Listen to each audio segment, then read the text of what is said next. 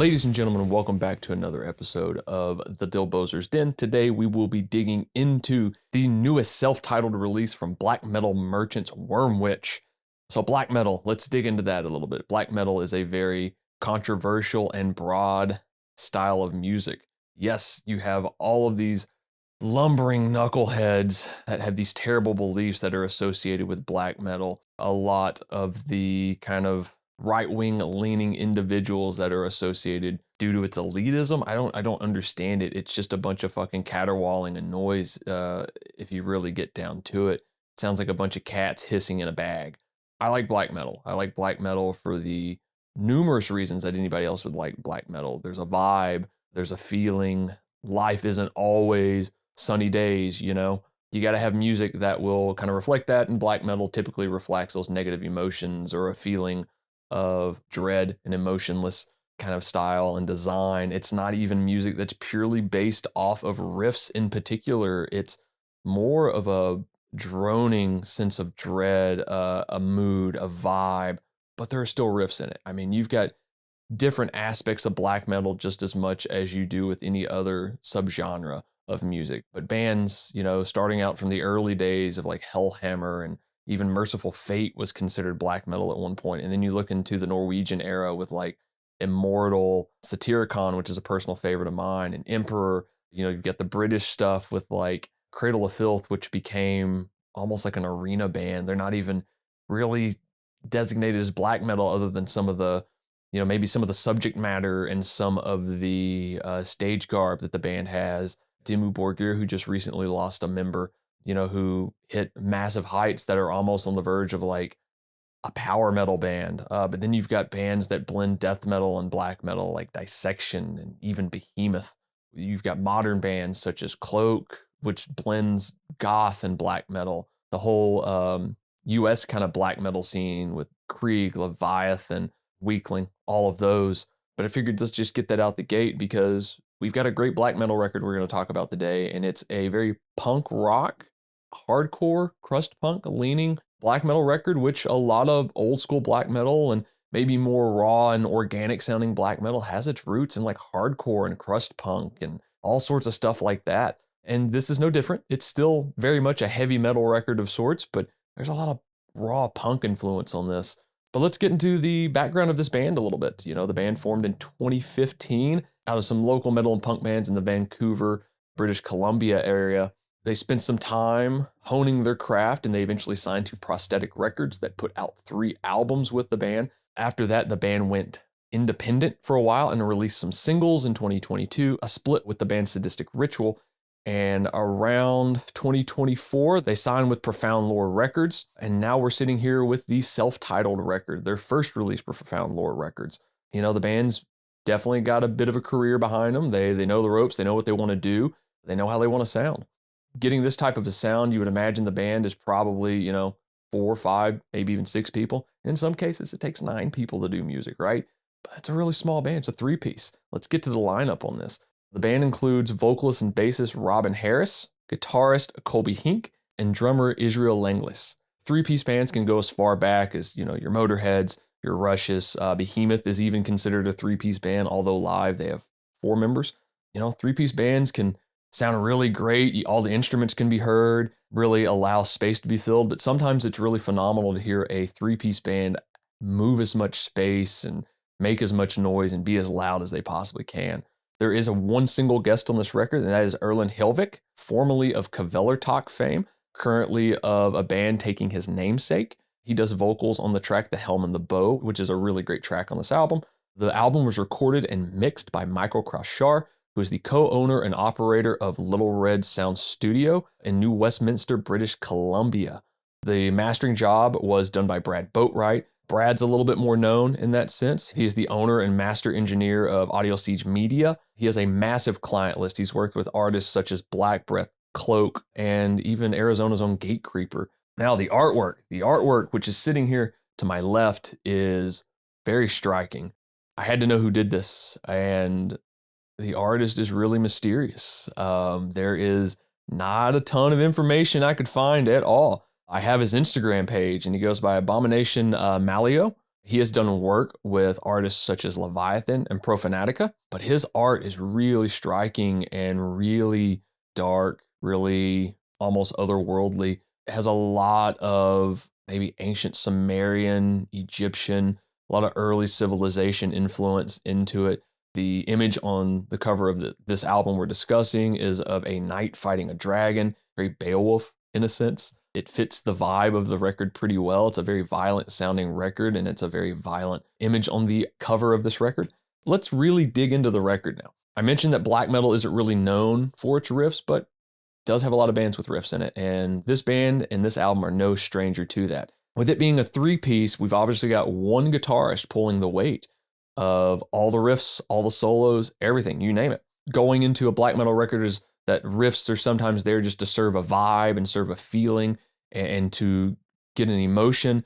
There are riffs like that on this album. There's also so many more on this record, and I'm just going to highlight a few because there were a lot to choose from. And a lot of times on all of the songs on this album, there would be 1 to 3 riffs per song, and then the rest of the track would be highlighted based off of that riff, which is songwriting 101, right? Why create more parts when you don't necessarily have to have them, and it takes away from the impact of the riffs?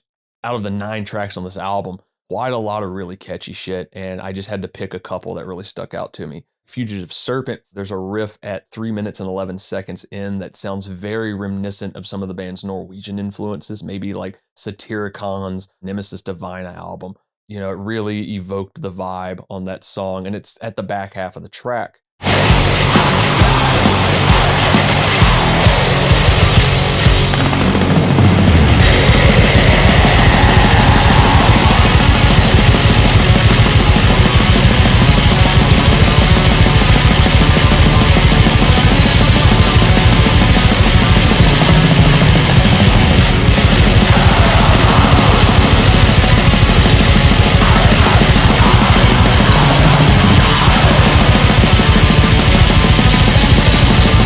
Then you go into a track like Envenomed at 3 minutes and 21 seconds in. There's a very primal feeling to this riff, almost maybe first wave black metal, Hellhammer, Celtic Frost, something along those vibes. This band, for all intents and purposes, is a black metal band, but as I mentioned, it's got punk influences to it, hardcore influences. Brings to mind bands like Amoebics, even some of the really dirgy kind of punk rock stuff, really ugly bands like that, Discharge, anything like that. With that in mind, you're going to have a lot of that violent emotion on here with some of those really primal sounding things. We go into the track Inner War. The riff at 2 minutes and 5 seconds in has like a very Black Breath, Black Anvil kind of styling. Has a thrash and very Swedish death metal kind of vibe. And there's a couple riffs on the album that have this same style and this sound, but this is the one that really sticks out to me the most.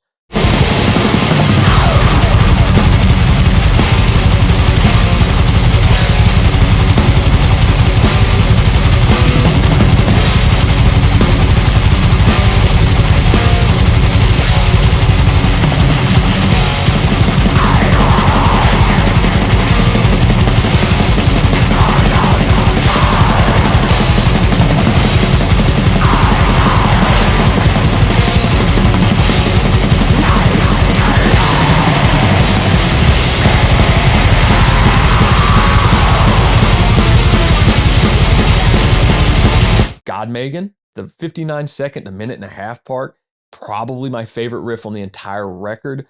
It blends technical proficiency and aggression all at the same time. It's borderline like a tech death riff in just all the different parts that are in it.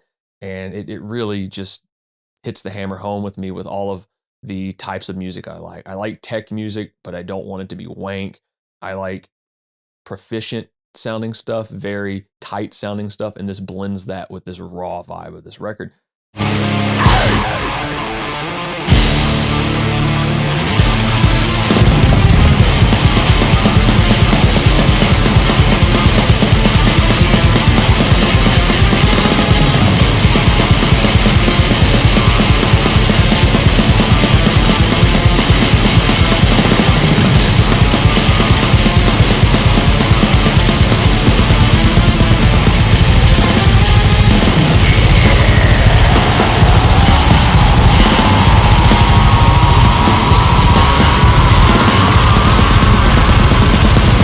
Solos.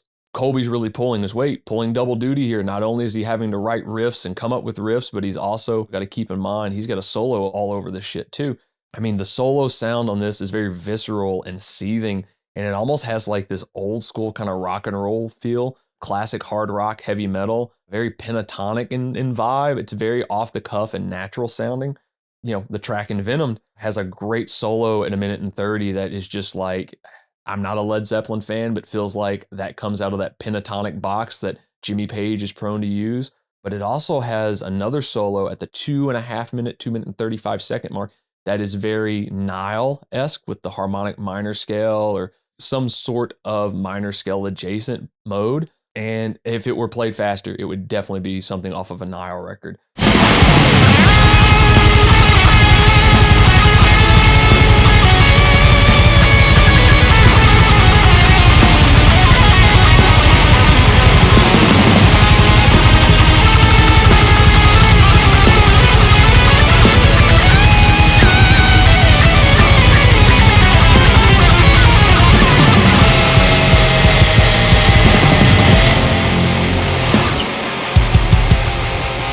On Draconic Sorceress Canadian Witch at 2 minutes and 34 seconds, there's another fantastic solo to end out the record on.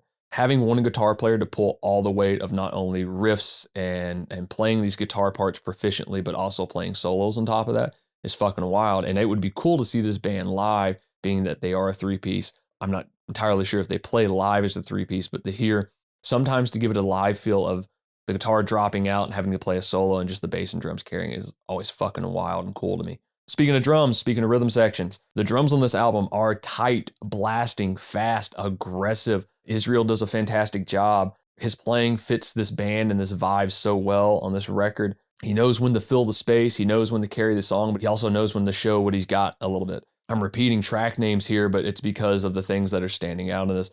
Envenomed has these syncopated double kicks that go along with the guitar that are very stabby, almost Watain-like. That's a great band. I can't believe I didn't mention before that this band sounds like it may have pulled a lot from during different periods. Watain, very violent, very aggressive, very punk rock influenced black metal, and this album by this band has a lot of that vibe, and the drums really fit that vibe a lot. On the track Bright and Poisonous, Israel does this tom fill in the center of it, and it builds up, and it's very punk and D-beat hardcore to my mind. We've mentioned riffs, we've mentioned solos, we've mentioned drums. Now we're on to my favorite part, which is the bass, and we also get to talk about vocals a little bit here. On this record, the bass cuts through the mix really well, with it being a three-piece. It feels like a three-piece band recording it. From the get-go of this, you hear it on the very first track all the way through, but just a couple standout points that he's not just holding the ground on, he's actually playing bass. Worm's Blood Necromancy, there's this great descending line in the bridge that he plays that has almost like a counter melody that's really cool. Draconic Sorceress Canadian Witch, that's that great, obvious, just disgusting sounding bass intro. I would love to know what amps, bass, and gear he's using to get that tonality. Obviously, Robin is the bassist and the vocalist, so let's talk a little bit about the vocals. I think everybody knows what we typically get with black metal vocals. It's shrieks, it's howling, it's sometimes guttural, sometimes even veers on the death metal territory. With this is very reminiscent of like classic death metal. It's that shriek, that wretched kind of sound.